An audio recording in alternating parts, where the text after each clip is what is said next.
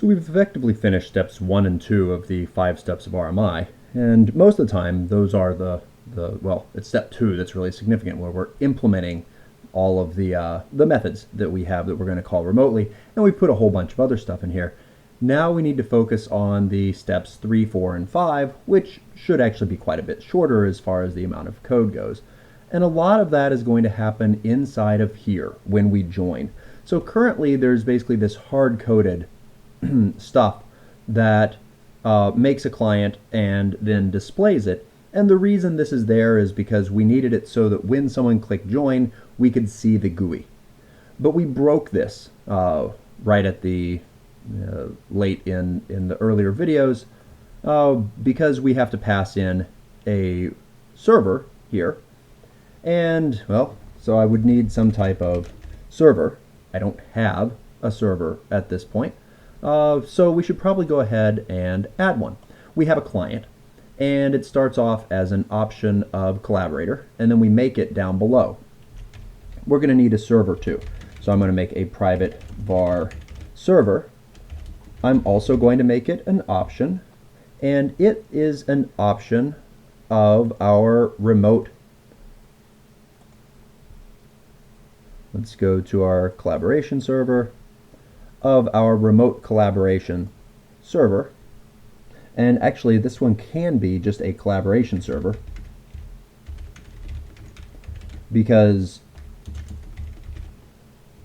we're actually using the implementation here on the server. It's the collaborator that needed to have it by its remote interface. Okay, so we are going to build our server then.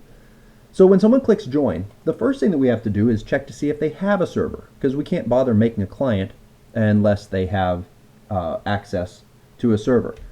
So we need to do something if there's not a server. If there already is a server, then we'll just use it to build this. So I want to say if server dot is empty, and this is one of these things. It's an option type. But here I want to act on when it doesn't have a value. For each is very nice for acting on when it does have a value, but that's not the situation here. When we're done, the server should definitely have a value, and this code is actually going to wind up going inside of here that we will execute on our client after everything's been set up. So what do we need to do? Well, if we don't have a server, we need to go ahead and ask them what machine they want to connect to. Okay, so that means that we need to call this show input dialog that we wrote previously, and we can go look at that to remind ourselves. It returns an option of string, and it'll just pop up something. We give it a message and a title, and it gives us back a string. So how about, we've been using the name machine for this. You could also call it the host machine or just the host. But we want that to be a show input dialog. What machine is the server on?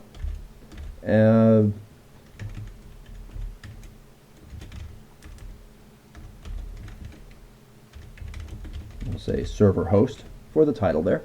And then, so machine will have a value.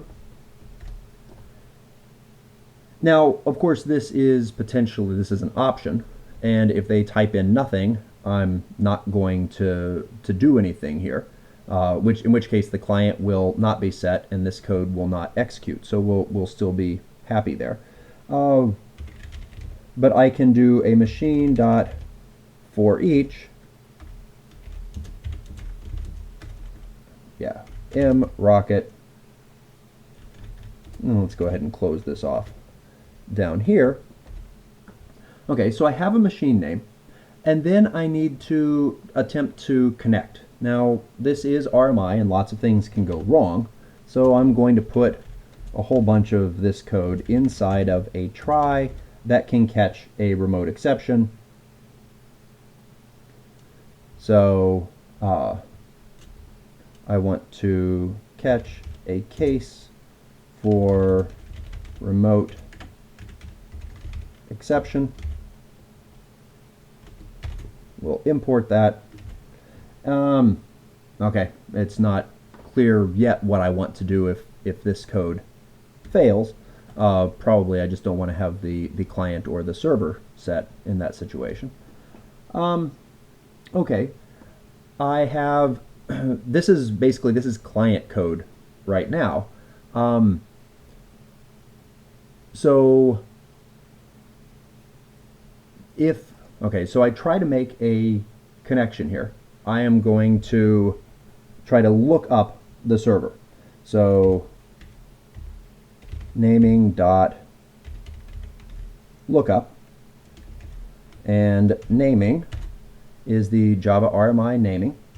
Lookup takes a URL which needs to start with RMI, and then like all URLs would be RMI : / something.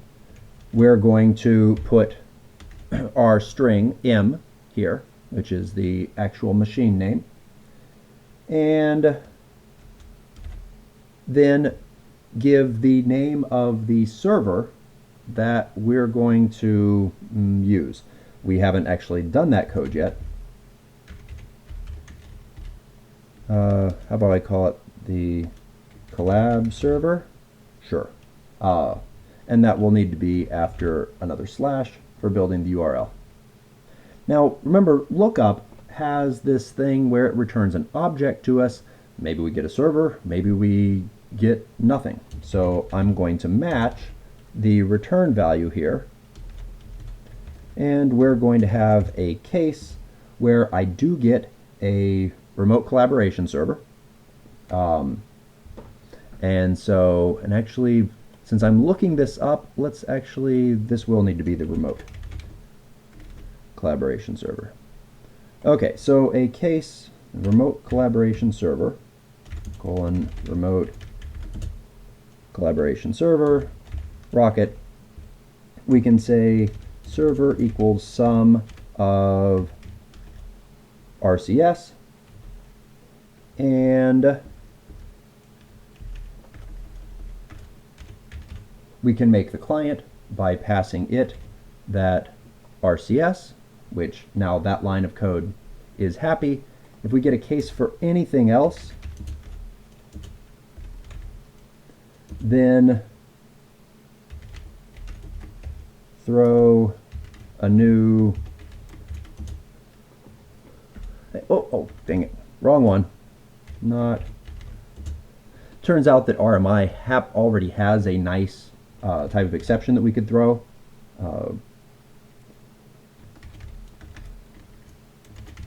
Server type not found, something along those lines. Okay, so if we get an option of something of a different type, we'll throw a little exception there.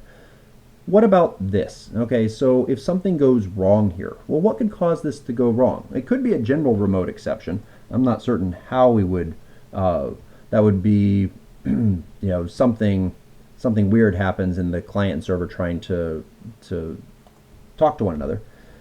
But there's actually a very special case of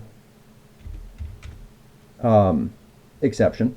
Our not bound exception could also happen. There are two ways this could happen. One, we get something that's not a server, and two, this winds up throwing an exception of type not bound exception because it can't find that. So if we get a not bound exception, then actually I'm going to do something here, and this will require some parentheses. This is something that we don't do very often with our cases, but you can have something that matches different types in here. Legal variable in pattern alternative. I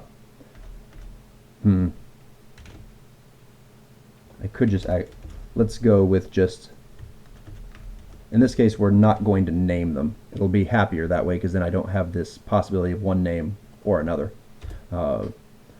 Okay, so it could be a not bound exception or it could be a remote exception. I'm going to do the same thing for either one of these. So if something goes wrong, that indicates to me that we don't have a server set up.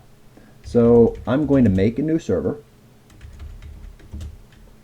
We'll make a new collaboration server. And I need the word new in front of this. Okay, so we make a new collaboration server. And then I want to bind that, and I prefer actually calling naming.rebind. So if something was already bound, we're going to kick it off. And the name is the one we had up here, which is collab server. And the object is that S that we just created. In this case, server is sum of S, because a collaboration server is a subtype of remote collaboration server. That works. Basically, this code is going to happen if you are the second machine connecting, and this code is going to happen when you're the first machine connecting. And then we can client equals sum of a new collaborator that we pass our server S to. Okay, so either way, we're going to wind up with a server and a client both being set. So then the next time it won't do this, and it will just run the client. And when we're done with these things, after we've set everything up, it'll run the client and it'll show it. Okay, there's just one more thing. So this is basically steps 3 and 4. Step 3 was the binding on the server. Now this one program is acting as both a client and a server. And step 4 was looking it up. Step 5 is we need an RMI server running someplace. And there's one challenge. And so the easiest way to do that is we just come up here and we're going to create one right at the top of this code. So I could say locate registry dot create registry on 1099, which is the default port for RMI. The problem is, if I do this, and because I'm doing this here in the videos, I'm going to run 2 instances on the same computer, this will crash in the second one. The first one will be just happy, but the second one is going to say there's already a registry there. That's fine. We anticipate that. We know that's going to be the case. So we're just going to put this inside of a try,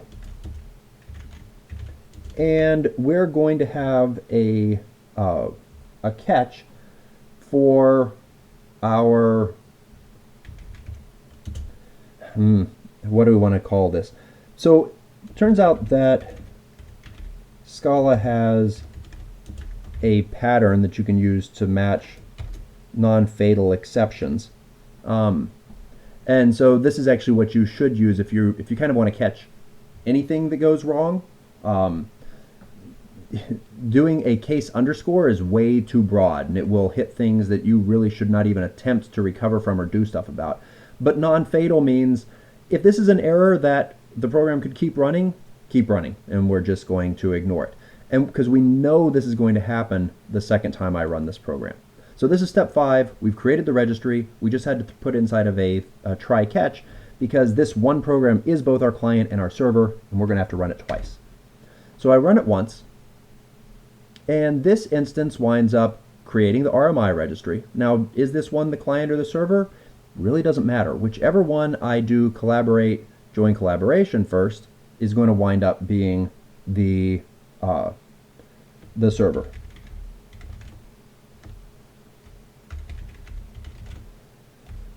So I type in localhost. Now that actually kind of should have failed to connect to localhost. It didn't tell us that, but it did. And it created a server. Okay. I don't know, did we ever put in the code for handling chat? Let's go ahead and let's run this again. And I'll put that right there. Join a collaboration. Localhost. It does this. I draw some stuff, and it's over there. So over here I could change my color to green, and let's draw a green rectangle. And notice that over here, the rectangle that I drew is on the top of the other drawing, and here it's on the bottom. And if I clear, it's only our rectangle that went away. Okay, and that was our goal. So Looks like I don't have the chat working.